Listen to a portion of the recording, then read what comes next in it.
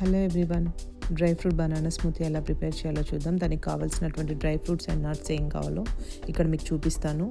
Sunflower seeds, పీకాన్స్ మీ దగ్గర లేకపోతే దాని ప్లేస్లో మీరు వాల్నట్స్ రీప్లేస్ చేసుకోవచ్చు. అంజీర్, పంప్కిన్ సీడ్స్, రైజిన్స్, డేట్స్. ఇక్కడ ఒక డ్రై డేట్ తీసుకున్నాను నేను. ఆల్మండ్స్, డ్రై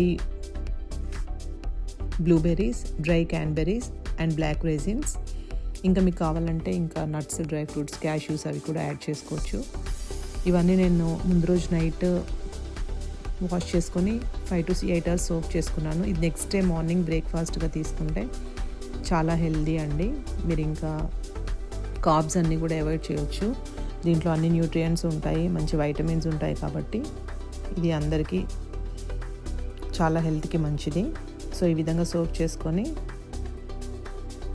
ఒక 5 to 8 hours అవి మంచిగా సోక్ చేసుకోవాలి. నెక్స్ట్ మార్నింగ్కి ఇలా కొంచెం ఇలా మొత్తం బల్జ్ అయినట్టుగా కనిపిస్తాయి మనకు. సో ఇప్పుడు దీన్ని బ్లెండర్లో వేసుకొని మీకు కావాలంటే ఒక హాఫ్ బనానా తీసుకోండి, లేదంటే ఫుల్ బనానా తీసుకోండి. సో ఈ విధంగా బ్లెండర్లో వేసేసుకొని మంచి స్మూతీ ప్రిపేర్ చేసుకోవచ్చు. చాలా హెల్త్కి చాలా మంచిది.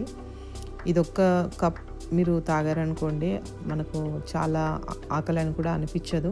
మీరు మళ్ళీ ఆఫ్టర్నూన్ వరకు కూడాను ఏం తినకపోయినా ఇది టమ్మీ ఫుల్గా ఉంటుంది. సో ఇది మీరు ప్రిపేర్ చేసుకొని ఎంజాయ్ చేయండి.